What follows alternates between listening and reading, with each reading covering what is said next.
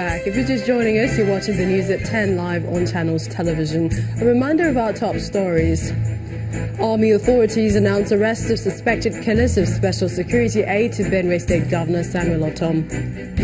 Federal government seeks sustained security cooperation among countries of the Lake Chad Basin and their allies. The federal government tightens security checks at airports for commercial flights following threats of renewed attacks by terrorist organization ISIS. And the United Nations Refugee Agency presents alarming statistics of over 69 million people displaced around the world.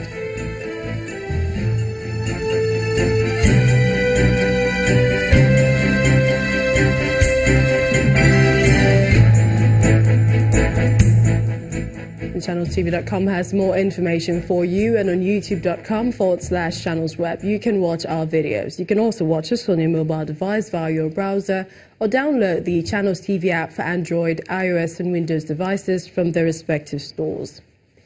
Besides giving you access to news and updates on the go, the Channels TV and Channels 24 apps have an Eyewitness feature that you can use to share pictures, videos or news of happenings around you. Just install the app, then tap and swipe to reveal the menu, and please follow the instructions. Now let's take a look at some of the reports that you sent in. We have this set of pictures from the Ikorodu area of Lagos State showing these houses before and after they were pulled down.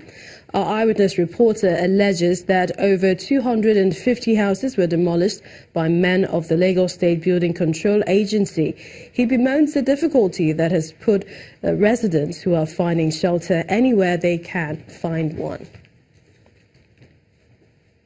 Our next image is from Satellite Town in Lagos State, showing this flooded road, which our Eyewitness reporter says has become a nightmare to residents.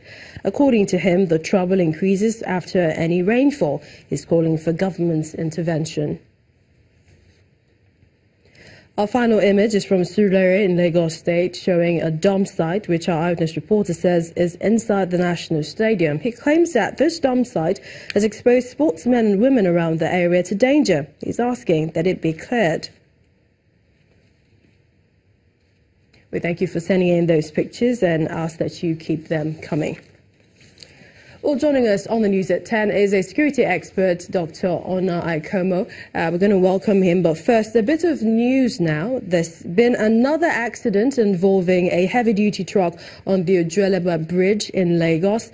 A truck filled with plywood has fallen off the bridge, falling on 3 commercial buses and a private car under the bridge as well.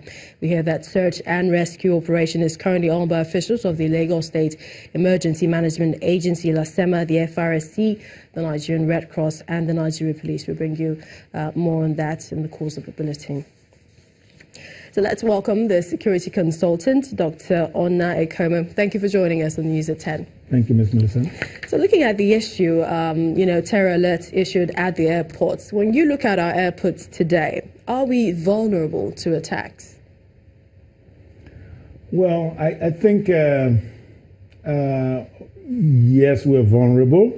To the extent that there is more that needs to be done in terms of strengthening countermeasures, strengthening the airport security, such that certain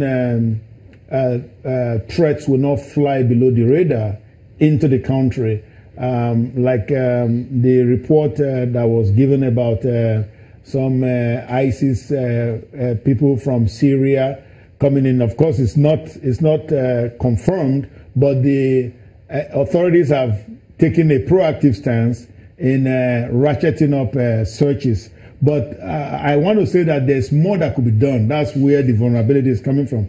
There's more that could be done. Vulnerability in this case is that you don't have enough safeguards in place, so the threats can exploit these vulnerabilities to cause loss events. Now, we don't want these ISIS guys here at all. And unfortunately, they already have a confederate in place, namely Boko Haram, which pledged bayat to them back in 2015. So having said this, we need to see something like face recognition technology in use at our airport, because that is the same thing that detected the ISIS imam at Beirut airport when he was coming to Nigeria through Cairo. He was going to come into Nigeria to come and conduct operations here, and he was detected by Lebanese government. Now, guess what? There was a vulnerability because our own immigration service issued him a visa to come into Nigeria. Now, you need to have more backscatter equipment so that we can detect IEDs,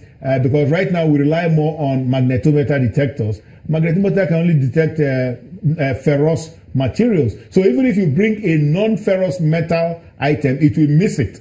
You know, so that's the basic line of defense. You really need to ratchet up. So if we're looking at these hardwares, how about intelligence gathering? How intelligent is our intelligence? Well, our intelligence is good. DSS, for example, has been able to pick up a lot of ISIS elements around the country.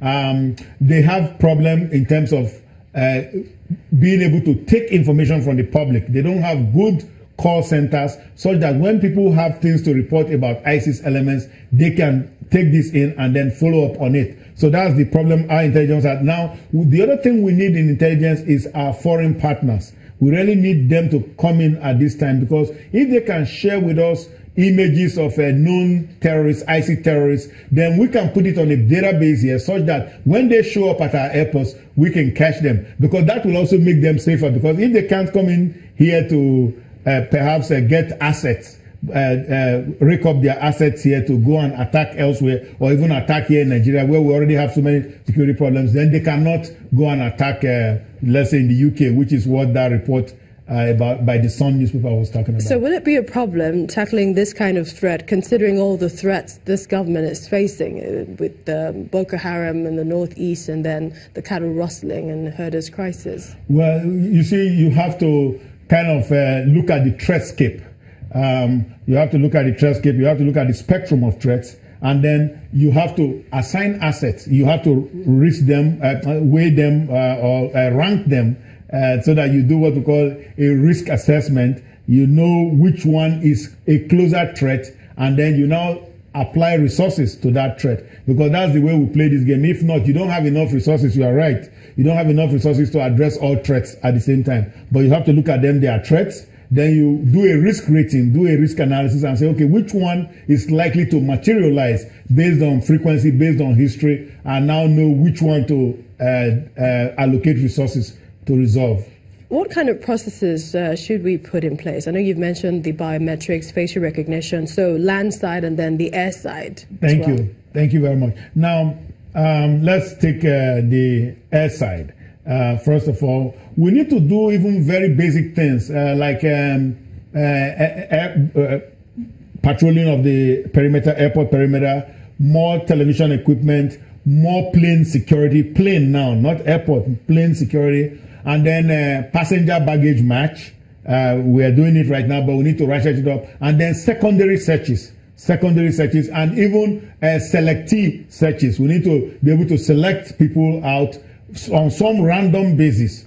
Now, the real problem we have on the land side is people coming in, and namely because we have this commercialization of clearance. Fund tells you they want to make money, they have to make money, so they clear people and give them priority clearance, and they don't go to proper security. That is a big problem. That's a big vulnerability right there. All right, we'd like to thank you so much for coming on the news at 10, security expert Dr. Ekhomu. It really appears that things might be difficult for those flying members of the public when they go into foreign. So we need to have this done properly. Thank you, Ms. Millicent, for having me. Thank you so much. In the aftermath of the windstorm that destroyed over 1,500 houses in the Bauchi state capital, President Muhammadu Buhari has dispatched a federal government delegation to the state. The team, to be led by the Minister of Education, Adamu, is to undertake an assessment of the extent of damage inflicted by the natural disaster. Members of the delegation include the Director General of National Emergency Management Agency, NEMA, Engineer Mustafa Yunusa Mehaja, whose agency has started mobilizing relief materials for distribution to those displaced by the windstorm. 8 persons have been confirmed dead in the disaster, while 120 others have reported various degrees of injury. Besides Saturday's windstorm, a massive fire ravaged the market in Azare, another major town in the state, barely 24 hours after. Well, President Buhari had earlier in a message on Monday extended his deepest sympathies to the victims and families of the devastating windstorm and fire disaster. The All Progressives Congress has formally flagged off its governorship campaign in Ekiti State, but let's take you to Abuja studio where Linda Akibe has more on that story. Hello, Millicent, and we continue with politics. In Ekiti State, the All Progressive Congress has formally flagged off its governorship campaign in the state ahead of a July the 14th election with a mega rally in Ekiti, the state capital.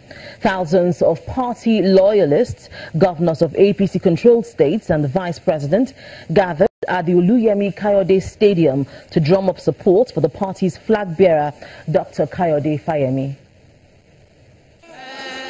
It's a gathering that brings together national leaders of the All Progressives Congress, governors from all APC-controlled states, and loyalists of the party from across the country. The Vice President, Professor Yemi Osinbajo, is a special guest, and he's accompanied by the Secretary to the Government of the Federation, Boss Mustafa, and the National Chairman of the party, Chief John Oyegun.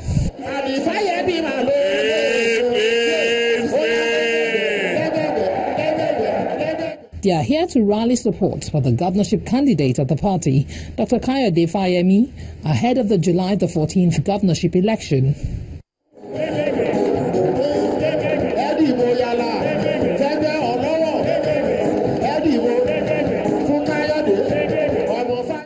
One after the other, the governors and leaders of the party take turns to comment on the candidacy of Dr. Kayode Fayemi.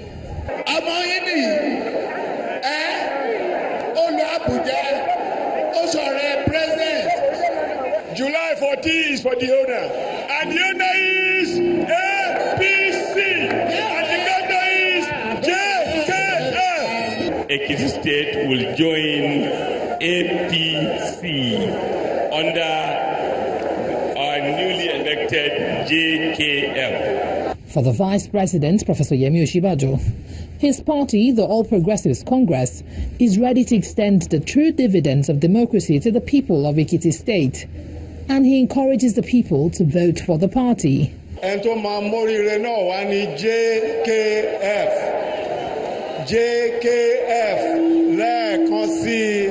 Some defecting members from the PDP are also received into the APC, with the national chairman officially welcoming them into the party. He then presents the party's flag to Mr. Fayemi. On behalf of the APC family, I say congratulations in advance.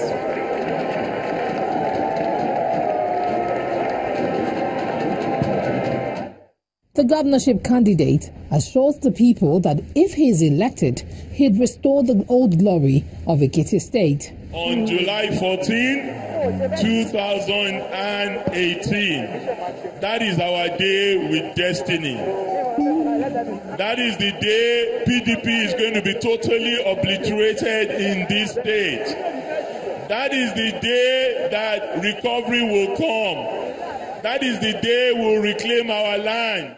This mega rally marks the beginning of the Kayode Fayemi train in Ekiti State ahead of the July 14 governorship election. When the news at 10 returns, the federal government confirms release of 1.58 trillion naira capital cost for the 2017 budget. Join us again.